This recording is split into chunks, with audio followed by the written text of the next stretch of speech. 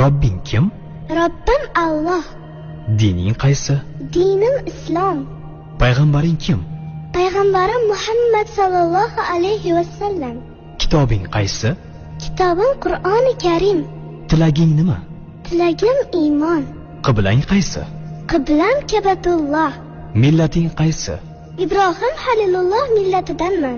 Kimning mazhabidansan? Imom Azam Abu Hanifa mazhabi. Do'stlaring kim?